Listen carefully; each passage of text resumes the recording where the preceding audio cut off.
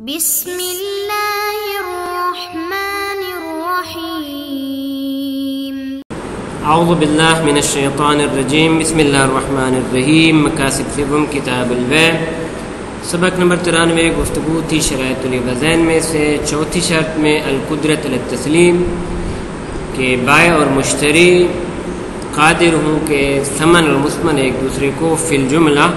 سپرد کر سکتے ہوں۔ تو اس سلسلے میں آج جو گفتگو ہے وہ یہ ہے، یہ تمام گفتگو ہو چکی کہ مسئلہ سوم قدرت بر تسلیم والی شرط، پھر یہ مسئلہ شروع ہوا تھا کہ آیا قدرت شرط ہے یا عاجز معنی ہے، جبکہ صاحب جواہر کے نزدیک یہ تھا کہ عاجز معنی ہے، اور جناب مصنف کے نزدیک نہ ہے بلکہ کیا ہے، شرط قدرت شرط ہے۔ اب آج کے درس میں اس مسئلے کی تحقیق بیان کریں گے کہ یہ مسئلہ کہاں سے شروع ہوا۔ جناب فاضل قطیفی نے جناب محقق ثانی کی عبارت نقل کی ہے کہ وہاں سے یہ مسئلہ اس کی تحقیق انہوں نے ذکر کی ہے، اور اس کے بعد یہ کہ قدرت بر تسلیم یہ شرط طبی ہے، جبکہ شرط واقعی صرف تسلم ہے۔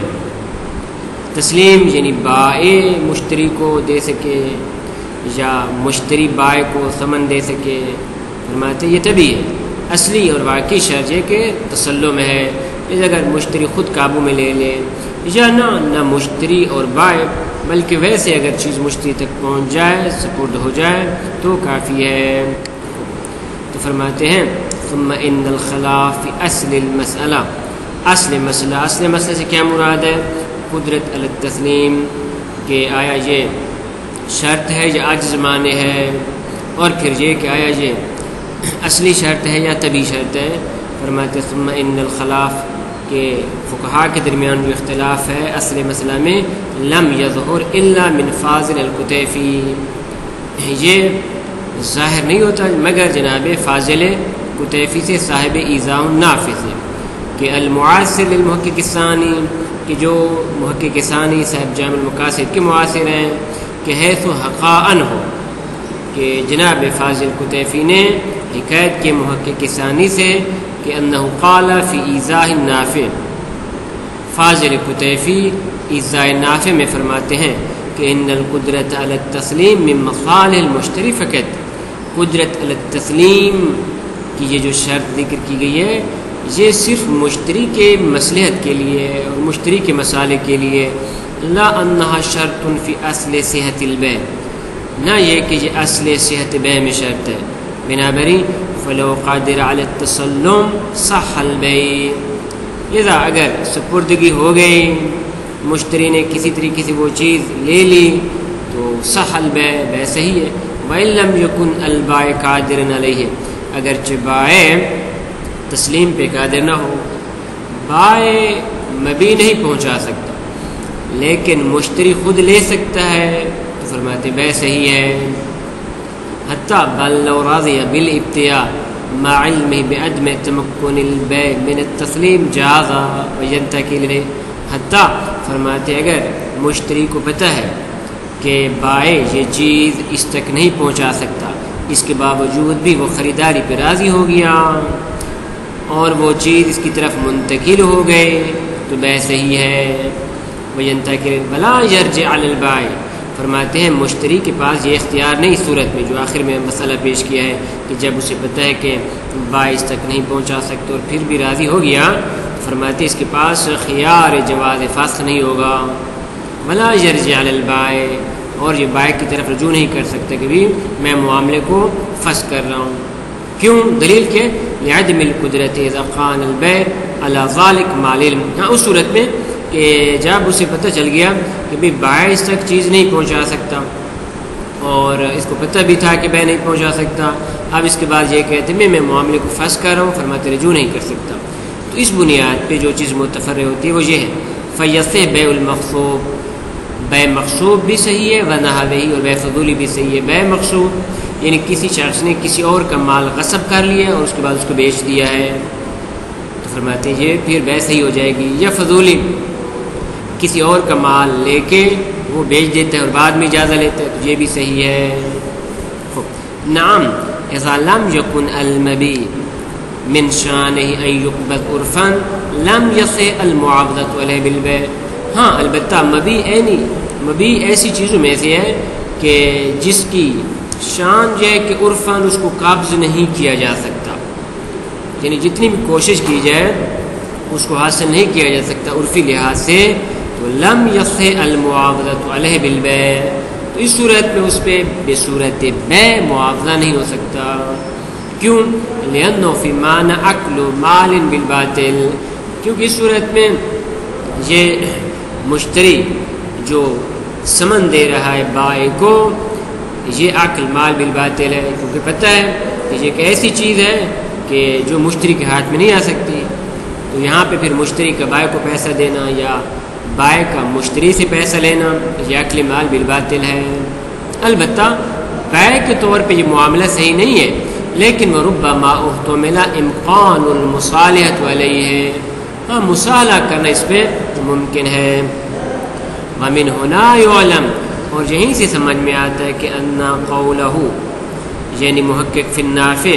جناب محقق ثانی نے نافع میں جو یہ فتویٰ دیا ہے، فتویٰ یہ ہے کہ لو باع العابق منفردا لم یصح، کہ اگر بائع نے عابق کو بیچ دیا ہے بصورت منفرد بغیر ضمیمہ کے تو لم یصح، اس کی بیع صحیح نہیں ہے. کیوں بیع صحیح نہیں ہے؟ وہ اس بنیاد پہ صحیح نہیں ہے. نمبر ایک، انما ہوا مع عدم رضا المشتری، یا تو اس وجہ سے کہ مشتری راضی نہیں تھا، بیع صحیح نہیں ہے. اور مع عدم علم ہی، جب بیچارے مشتری کو پتہ ہی نہیں تھا کہ آیا اس کو حاصل کر سکتا ہے یا حاصل نہیں کر سکتا، کہ بائع کے پاس یہ قدرت موجود ہے اس تک پہنچانے کی یہ نہیں، تو اس صورت میں یا او کونہ بحیث لا یتمکن من عرفن، یا مبی کی حالت ایسی ہے، عابق کی حالت ایسی ہے کہ عرفن وہ تمکن حاصل نہیں کر سکتا کہ جائے اور اس کو لے کے آئے عابق کو. ولو اراد غیر ذالک فهو غیر مسلم، لہذا جناب کا یہ فتویٰ محقق نافع میں یہ فتویٰ اگر ان تین موارد کے علاوہ کسی مورد میں فٹ کر رہے ہیں اور ان کی مراد ان تین موارد کے علاوہ کوئی اور مورد ہے فهو غیر مسلم، تو اس کو ہم قبول نہیں کر سکتے. انتہا، یہاں تک کلام جناب فاضل قطیفی ایضاح النافع میں تمام ہو گئی. اب جناب شیخ انصاری رحمۃ اللہ علیہ ان پہ اشکالات کرتے ہیں کہ بھئی یہ جو آپ فرما رہے ہیں کہ فقط رضایت مشتری کافی ہے یا مشتری کا علم کافی ہے، یعنی صرف تسلم کافی ہے، تو اس کا جواب فرماتے ہیں وفیہ ما عرفت من الاجماع، اولا یہ کہ پہلے آپ پڑھ چکے کہ اجماع موجود ہے کہ تسلیم شرط ہے، قدرت التسلیم شرط ہے. نمبر دو ملزوم الغرر، دوسرے یہ کہ نہیں موجود ہے اور اس میں غرر لازم آ رہا ہے اور غرر کے بارے میں نہیں موجود ہے، پھر کیسے آپ کہہ سکتے ہیں یہ بیع صحیح ہے؟ لذا فرماتے ہیں نمبر دو ملزوم الغرر، کہ اس سے غرر لازم آ رہا ہے، ایسا غرر کہ الغیر المندفع بعلم المشتری، کہ جو علم مشتری کے ساتھ دفع نہیں ہو سکتا، چونکہ مشتری جانتا ہے کہ بائع یہ چیز اس تک نہیں پہنچا سکتا، فرماتے اس سے جو اس مشتری کو دھوکہ اور غرر آ رہا ہے، فرماتے ہیں یہ لازم آ رہا ہے، لذا یہ بیع صحیح نہیں. کیوں؟ لأن الشارع نہا عن الاقدام علیہ، کیونکہ جناب شارع نے اقدام علی الغرر کی بھی نہیں کی ہے، یعنی خطر کی بھی نہیں کی ہے. الا ان یوجد الغرر ہونا بمال خدیہ، مگر آپ یہ کہیں کہ نہیں میں روایت میں جو لفظ غرر ہے اس سے مراد خدیہ ہے اور دھوکہ ہے. لذا فیبطلوا فی موضع تحققی، لذا وہ موارد کہ جن موارد میں دھوکہ صادق آتا ہے تو فرماتی صورت میں بیع صحیح نہیں ہے. اور وہ کب ہے؟ وہ عند جہل المشتری، وہ صورت میں ہے کہ جب بیچارے مشتری کو پتہ نہیں تھا کہ مجھ تک یہ مبی پہنچا سکتا ہے بائع یا نہیں پہنچا سکتا. لیکن اس کا جواب مشخص ہے، وفیہ ما فیہ. شیخ انصاری رحمۃ اللہ علیہ اس کے جواب میں فرماتے ہیں فیہ ما فیہ، اس میں وہ اشکال ہے جو پہلے بیان کر چکے، اور وہ یہ کہ ہم نے مفصل ذکر کیا کہ اس روایت میں غرر سے مراد خدیہ نہیں ہے. تمام. اب اس کے بعد فرماتے ہیں القدرت علی التسلیم شرط طبی ہے، اور والمقصد الاصلی وہ تسلم ہے، مقصد اصلی و غرض اصلی کیا ہے؟ وہ تسلم ہے۔ لذا فرماتے ثم ان الظاہر کما اعترف ببعض الاساتین، فرماتے فقہا کے کلام سے جو ظاہر ہو رہا ہے جیسا کہ اس کا اعتراف جناب شیخ کبیر شیخ کاشف الغطاء نے فرمایا ہے، وہ یہ کہ ان القدرت علی التسلیم لیست مقصودہ بالاشتراط الا بالتابع، قدرت علی التسلیم والی جو شرط ہے یہ شرط اصلی نہیں بلکہ شرط طبی ہے، بلکہ جو شرط اصلی ہے وہ کیا ہے؟ وَإِنَّمَا الْمَقْصَدُ الْأَصْلِ هُوَ التَّسَلُّمُ، وہ صرف سپردگی ہے، اس تک وہ چیز پہنچ جائے کافی ہے۔ وَمِنْ هُنَا، جب ہم اس بات کے قائل ہو گئے کہ شرط واقعی تسلم ہے تسلیم نہیں ہے، تو لو قان المشتری قادرا دون البیع قفا فی الصحہ، اگر مشتری قادر ہے مبیع کو حاصل کرنے پہ اور بائع نہیں تو صحت بیع میں کافی ہے۔ کما انل اسکافی، جیسے کہ جناب ابن الجنید اسکافی کا یہی قول ہے، والعلامہ علامہ کا یہی قول ہے، وصاحب کاشف الرموز کا یہی قول ہے، والشہیدین شہید اول شہید ثانی کا یہی قول ہے، والمحقق الثانی صاحب جامع المقاصد ان کا یہی قول ہے۔ اسی طرح جناب سید مرتضیٰ سے بھی یہی ظاہر ہے۔ وان ظاہر الانتصار، انتصار یعنی سید مرتضیٰ کا قول کتاب انتصار میں وہ اس طرح فرماتے ان صحت بیع العابق علی من یقدر علی تسلمہ مما انفردت بالامامیہ، کہ عبد عابق کی بیع اس شخص پہ کہ جو اس کو خود حاصل کر سکتا ہے جائز ہے، مما انفردت بالامامیہ، کہ اس مسئلے میں امامیہ منفرد ہیں اور وہ کہتے ہیں کہ بیع عابق صحیح ہے۔ جناب شیخ انصاری رحمۃ اللہ فرماتے ہیں وہ المتجہ، صاحب انتصار کے اس قول کو ہم بھی متجہ سمجھتے ہیں اور صحیح سمجھتے ہیں۔ کیا وجہ ہے وجاہت کی کہ آپ اس کو متجہ سمجھتے ہیں؟ وہ یہ کہ لأن ظاہر ما قد الاجماع، فرماتے ہیں وہ کہ جن پہ اجماع منعقد ہو رہا ہے اس کا ظہور بے ضمیمت التتبع فی کلماتہم، اور اس کے علاوہ فقہا کے کلمات میں جستجو کرنے کے ساتھ، وفی استدلالہم بالغرر وغیرہ ہی، اور ان کے جو استدلالات ہیں لفظ غرر وغیرہ میں وہ تمام کے مختص بغیر ذالک، وہ اس کے علاوہ کے ساتھ خاص ہے، یعنی وہ بھی یہی فرماتے ہیں کہ تسلم کافی ہے، ومنہ یعلم، اور فرماتے اسی سے کہ ہم نے کہا کہ تسلم کافی ہے، اس سے ایک اور فرق بھی معلوم ہو جاتی ہے، وہ یہ کہ انہ لو لم یقدر احدہما علی